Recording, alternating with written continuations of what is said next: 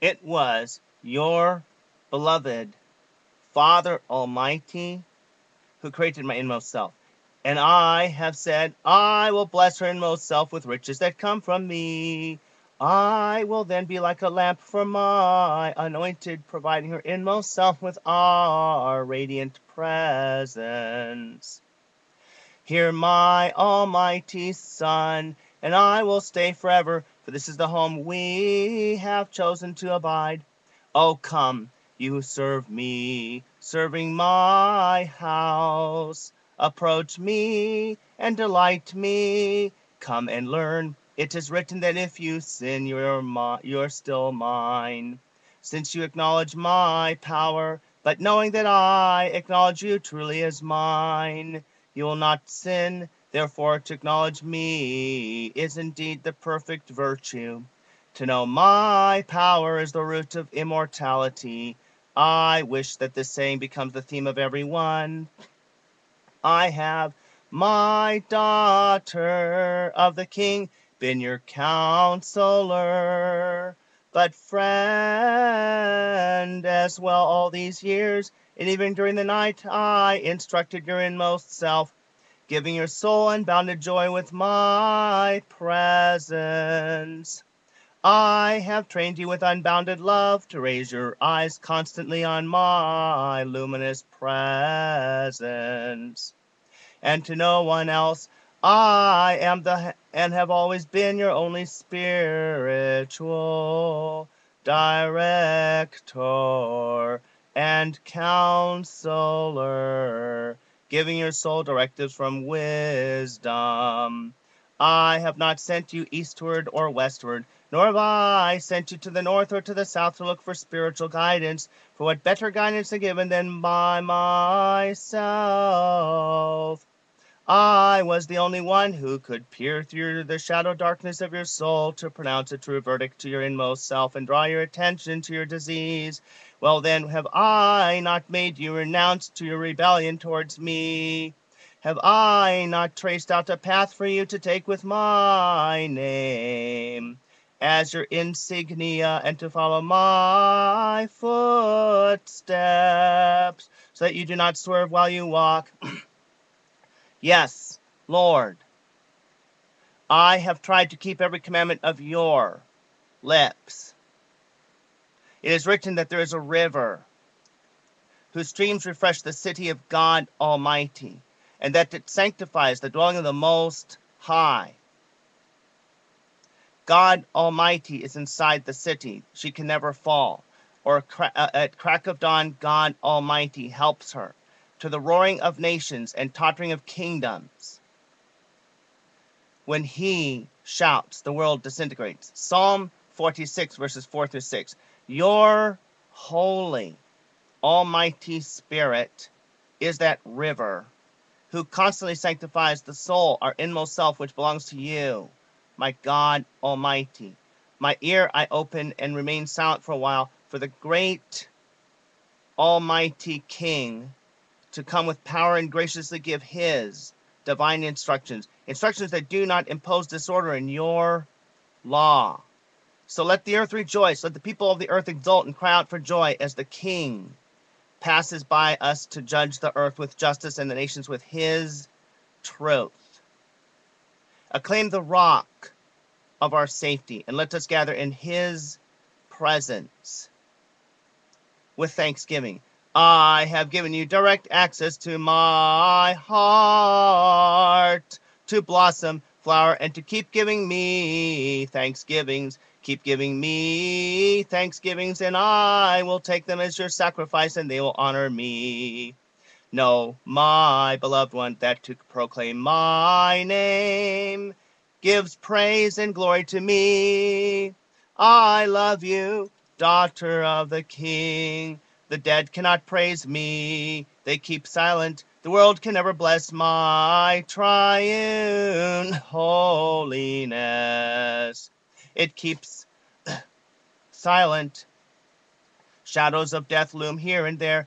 I am present, and my power heals and saves. But look at the world today. Very few responded to grace and have not taken their refuge in me.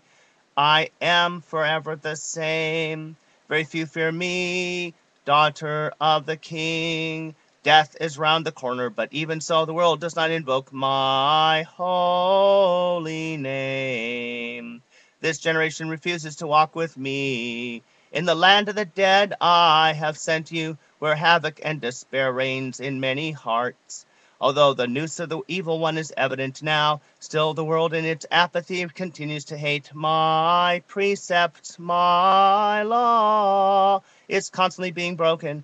I lie awake throughout the night to meditate upon all of this, and I cannot see the end of it. If you were not so close to me, the eternal now, self-existent, guarding me, shading me, encircling me, I would die of sorrow.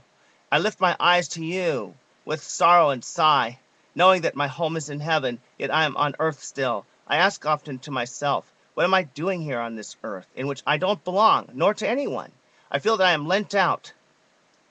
I am lent out. I was by his side when he laid down his rules to me, after having brought me from the land of oblivion and death, to assign me into being. Out of the swamp he lifted my soul to reveal his holy face. Then you have sent me in your name, not even thinking twice that you might be cheapening your scepter and your splendor. You are crowning your works with your bounty, and abundance flows wherever you pass. You load us with riches. You refine us like silver. The anointed king marches with majesty across this desert, and he makes the earth rock and to announce his imminent return. But the people have not understood. Some say, the anointed king is coming in flesh and bone. Others argue groundlessly, God Almighty will come and smash the heads of his enemies. Psalm 68, verse 21. But they have not understood the Psalms. Like the phantoms of a midnight dream, they wonder. In the beginning, too, I had simply failed to understand. Even though I was constantly in your presence, even when you held my right hand to write. It is written, the Lord self-existent gives his couriers the news. Psalm 63, verse 11 in the Jerusalem Bible. And so he does. When God Almighty's footsteps approach and are heard, the virtuous rejoice, exulting and singing for joy. They say, build a road for the rider of the clouds. Rejoice in the anointed one. Exult at his coming. Psalm 68, verse 4. At Noah's time, the heavens deluged. At your coming, at the coming of God Almighty. Psalm 68, verse 18. But also 2 Peter 2:5 and Genesis 7:11. But had not seen you in flesh and bone. And now the earth will be put aflame with your Almighty Son's return. At the coming of God Almighty, the anointed one will descend from the heights, just as thousands of myriads of divine chariots, you, Lord, had left Mount Horeb for your sanctuary. Psalm 68, verse 17. Bubbling, David said, God Almighty, you have ascended to the height and captured prisoners. You have taken men as tribute. Yes, taken rebels to your dwelling, the eternal now, self-existent. Psalm 68, verse 18. But they had not seen you in flesh and bone, yet you were there. When you approach the virtuous and they rejoice, they do not see you in flesh and bone, but you are there. When you had set yourself then at the head of your people and marched across the desert, you did not come in flesh and bone, yet you were there. And so it will be when the anointed one in our days declares that his return is imminent, The heavens and the earth will be set aflame, and he shall turn the hearts of fathers towards their children, and the hearts of children towards their fathers. Malachi 3:24, Luke 1:16 through 17. Yet no one will see you in flesh and bone. Love will return as love, for all of us will be in the true God Almighty, consuming fire, Almighty, triune, and holy. Now the anointed one speaks, says, you have now given a spiritual testament. This will be the road of my imminent return. My return will renew you and free many of you from your transgression. When the renewal takes place, many will be vested with myself, and all the saints and angels will give thanks for the gift of my Holy Almighty Spirit. What is the day of the Lord? Those who have and are persistently rebelling against me will taste that day and all it bears. It will come upon those transgressors as sudden as a thunderbolt, and like a fearful fire they will be turned into human torches.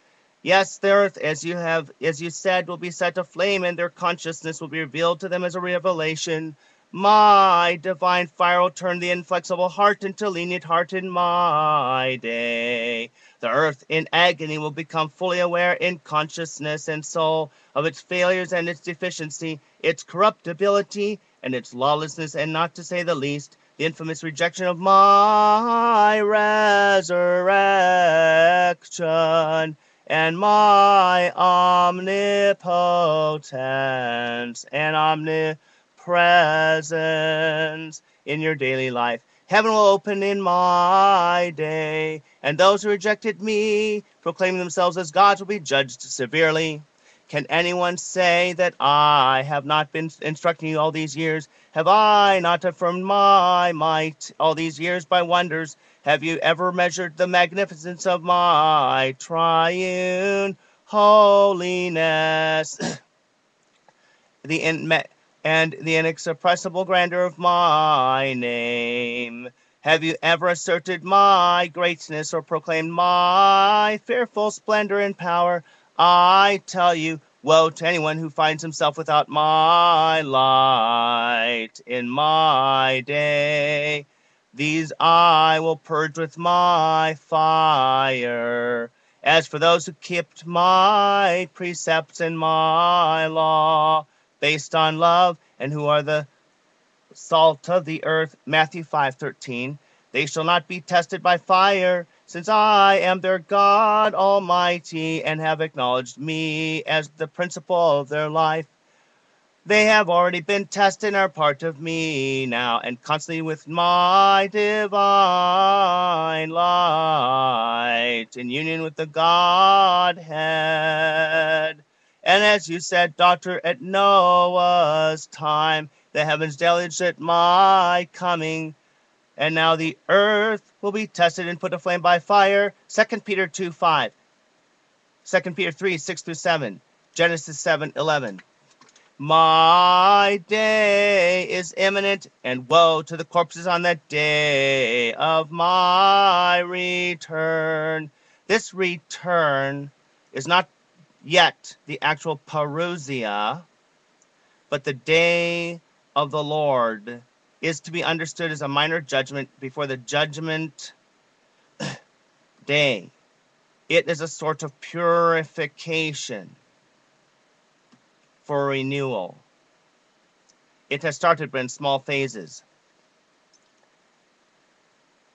Alas, too, for those who centered their lives on material things, when my day comes, my appearance will be fire. Already my footsteps are heard in my footprints, seen by many, when I reveal myself to those who did not acknowledge me, when in these times of grace I presented myself as mercy, and as a lamp I will reveal myself then as a consuming fire. Why did anyone believe I will pass by unnoticed, And do you still believe the Master will pass you by?